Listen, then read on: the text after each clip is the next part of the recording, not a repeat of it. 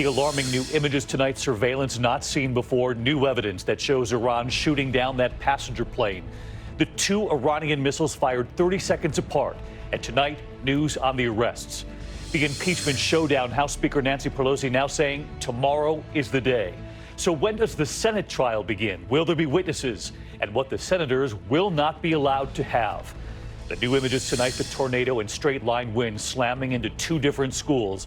You can see the children playing in the gymnasium as it strikes. And a major news storm now moving across the country from the west right into the northeast. The high stakes debate tonight, the war of words between Bernie Sanders and Elizabeth Warren. Did Sanders say a woman could not win the presidency? Joe Biden set to stand right in the middle of them. The missing son, teams searching for weeks, and tonight the grim news. His body found in the chimney of the home across the street. The scare at the Australian Open, the wildfires, the smoke in the air, and the player collapsing on the court. Bracing for another eruption, and look at this tonight, the wedding and the image right behind them. Duchess Meghan spotted in North America where she's headed. And America Strong tonight, Bruce Springsteen's son making news. This is ABC World News Tonight with David Muir. Good evening, and it's great to have you with us here on a very busy Tuesday night. And we begin with that scare, and tonight the emergency response after a Delta passenger jet dumped fuel over children playing on a school playground as that jet was preparing for an emergency landing. Several children and adults have been treated after that troubling sight in the sky. You can see the fuel there streaming out of the passenger jet as it prepared for that emergency landing at nearby LAX airport. It turns out there were at least 3 schools in the path of that jet. Students and staff reporting tonight they could see, they could smell the fuel. First responders rushing to the scene, tending to the children where the fuel came down.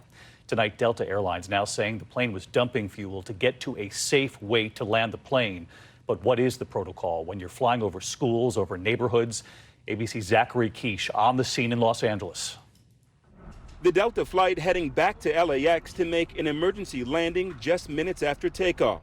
In its wake, streams of jet fuel dumped on mile after mile of Los Angeles neighborhoods below. At LAX, 777 was dumping fuel, so it's very possibly fuel that did drop on these people. Jet fuel raining down in a mist. In its path, children playing outside on school playgrounds. We did have fuel drop here. We smell it. We have an unknown number of people exposed. My friend said that it was raining, but like I didn't see any clouds.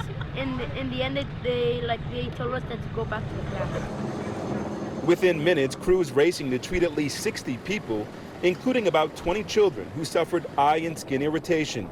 Medics washing that toxic fuel off. I got pretty nervous because I didn't know what was happening. Flight 89 was bound for Shanghai when the plane experienced a compressor stall, a backfiring of the engine. It's going to be a heavy inbound emergency to the inboard runway. That jet heavy with fuel was still dumping fuel at 2,300 feet, below the FAA recommended level above 5,000 feet, where the fuel evaporates before it reaches the ground. Usually you're going to want to dump fuel out over the water or over a sparsely populated area. If you're going to dump it on the way to the airport over a city, you really need to have an urgent reason to do so. And Zachary Quiche reporting in from the scene tonight. And Zachary, any word on the children tonight, how they're doing? David, fortunately, none of those children had to be taken to the hospital, but they did have to be decontaminated with soap and water. Officials will continue to monitor the air quality around here, but people around here have lots of questions. David? Zachary Quiche leading us off tonight from L.A. Thank you, Zachary. And to the other alarming images tonight, the new surveillance this evening now uncovered of the Iranian missiles hitting that jet, bringing it down in Tehran. You can see the 2 missiles streaking across the sky, 30 seconds apart, each of them exploding right when they get to the plane. Iran, of course, now admitting to bringing down the plane, killing 176 people, 63 Canadians. And tonight, the new images and word of the arrests. ABC's David Curley covers aviation. Our first full view of the shootdown tonight. New video showing missile number 1 launching and exploding near the jetliner 17 seconds later. A critical clue for investigators. Reports that it took out all communications and recordings on the jet. 30 seconds in, that second missile launches, taking just 11 seconds to reach the jetliner. Nearly a minute later, the flaming wreckage is falling to the ground near the last track location of the jet. An explosive impact, one CCTV camera showing debris streaking past the camera. The airplane did not disintegrate after the first impact. The horror is that it went on for a long time, that there was a second missile, and that the airplane flew for almost a minute more as the pilots fought to maintain control. Iran, having now admitted shooting down the Ukrainian 737, killing all 176 on board, says it has arrested some individuals, but would not say how many, as Iranians continue to take to the streets protesting against their government. The shootdown came less than 4 hours after Iran fired missiles at American targets in Iraq, with Iran's supreme leader now blaming the U.S. for the high tension. More than a third killed, 63 were Canadians, and the prime minister of that country says the trouble between Iran and the U.S. was a contributing factor. I think if there were no tensions, if there was no escalation recently in the region, those Canadians would be right now home with their families. And David Curley with us again tonight on all of this. And David, we now know that that plane was actually in the air longer than first thought after getting hit by the missiles. And of course, many are now wondering if the pilots still had time to struggle to try to keep control of the plane. There are reports that the Iranians have radar data, David, that indicates they may have been in control and may have actually tried to turn that aircraft back to the airport. David? David Curley on this for us again. There is news tonight in the impeachment showdown. Speaker Nancy Pelosi saying, quote, tomorrow is the day the House will hold that historic vote to send the articles of impeachment over to the Senate. And tonight, Senate Majority Leader Mitch McConnell now giving his first timeline of when the trial will start. So will there be witnesses? And one thing the senators at the trial will not be allowed to have. Mary Bruce on the Hill again tonight. Tonight, Washington is on the cusp of history. House Speaker Nancy Pelosi announcing the wait is over. She is sending the articles of impeachment to the Senate. So, Madam Speaker, is tomorrow the day? The White House has suggested Republicans should dismiss the trial before it even starts. But the Republican leader, Mitch McConnell, isn't interested. You clearly want to get this over sooner rather than later. Why not push to try and dismiss? Yeah, there is little or no sentiment in the Republican conference for a motion to dismiss. Our members feel that we have an obligation to listen to the arguments. The trial set to start next Tuesday. Still up in the air, the question of witnesses. Several key Republicans say they are interested in hearing from additional key players. Including John Bolton? Including John Bolton, yes. Yeah. I mean, he's someone who I would like to hear from. But McConnell won't commit, saying if they do call witnesses, it will be up to a majority of the Senate. 51 senators will decide who to call. So let's get to Mary Bruce. She's live up at the Hill again tonight. And Mary, Senator McConnell pointing out today 51 senators will decide which witnesses to call in any Senate trial. Of course, they haven't decided on witnesses, but seeming to imply this will go both ways. If the Democrats want witnesses, the Republicans could want witnesses too. I know you're learning more about something else as well, what this trial could look like in other ways. The senators will have to abide by some pretty strict rules. Well, David, this will not look like your average proceeding. All 100 senators will have to remain in their seats silent throughout the entire trial, and they are not going to be allowed to have any electronics, so no cell phones or tablets. It's likely to be quite a challenge for many senators. David. Mary Bruce with us again tonight. Thank you, Mary. And next tonight here, the severe weather and the new images emerging tonight of those tornadoes and straight line winds slamming into two separate schools. The powerful straight line winds. Look at this. Slamming into a middle school in Clinton, North Carolina, destroying this gym. You can see the children who were playing inside. 3 were taken to the hospital. And the EF1 tornado tearing through a parking lot, 90-mile-an-hour winds, flipping several cars in Loris, South Carolina. Relentless rain in Mississippi tonight. First responders rescuing this driver near Jackson.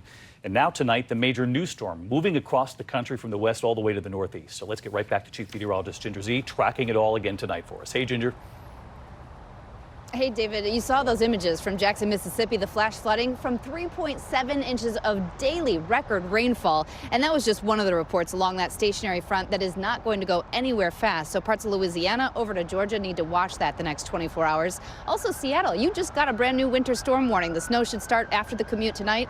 Olympic Peninsula, Puget Sound, going to end up with some snow there, making for a rough commute tomorrow morning. Then Thursday morning, it is the Bay Area that's going to see the rain move in. The Sierra gets the snow. Los Angeles even gets rain with that cold front by Thursday. Now, as this moves across the Rockies, Chicago, Minneapolis, Iowa Friday night, and the Northeast it gets it by Saturday. It looks like mostly rain at the coast, but interior New England, going to be snow, David.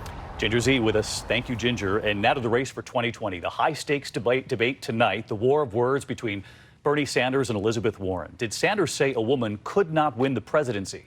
Joe Biden set to stand right in the middle of them tonight amid two new polls, one showing Bernie Sanders leading, the other Joe Biden leading. Elizabeth Warren and Pete Buttigieg very close behind. What does this all show? Very high stakes tonight. Lindsay Davis from Des Moines. Bernie Sanders arriving today at the debate hall in Des Moines. Elizabeth Warren checking out the podium. Iowans bracing for the clash of the liberal titans. I hope Bernie reconsiders and turns his campaign in a different direction. The de facto non-aggression pact between the two progressive senators seems to be out the door. Warren now charges that when she and Sanders met in 2018 to discuss the election, he told her a woman can't win. Among the topics that came up was what would happen if Democrats nominated a female candidate. Warren says, "I thought a woman could win." He disagreed. Sanders firing back, "It is ludicrous to believe that at the same meeting where Elizabeth Warren told me she was going to run for president, I would tell her a woman couldn't win. Do I believe a woman can win in 2020? Of course." Today, even one of their former rivals weighed in. Oh, a woman can be president. Of that I'm sure. Warren is also seizing on reports that Team Sanders is telling voters her chief supporters are highly educated, more affluent people, not the blue-collar voters needed to beat Donald Trump. I was disappointed to hear that Bernie is sending his volunteers out to trash me. Sanders claims he had nothing to do with it. I have never said a negative word about Elizabeth Warren, who is a friend of mine. With the progressives tussling, the moderates in the field are looking to rise above and break away from the pact, with those first crucial votes now just days away. All the polling data that I've read and seen it's all, it's a toss-up. So let's get to Lindsay Davis. She's live from Des Moines tonight. And Lindsay, the stakes even higher tonight to try to break through for these candidates just about 2.5 weeks now before the Iowa caucus. Is hard to believe because some of these candidates are actually going to be needed in Washington. They're going to be taken off the campaign trail for the Senate impeachment trial.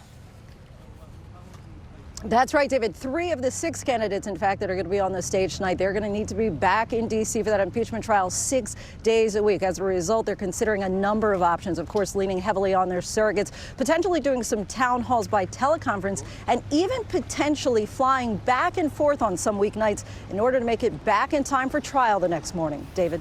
Crazy couple of weeks ahead. Lindsay Davis, thank you. And as the impeachment trial gets underway early next week, there is a new report tonight that the Russian military is interfering in the 2020 election already, accused of hacking the Ukrainian energy company where Hunter Biden worked. Here's ABC's Chief Justice correspondent Pierre Thomas tonight.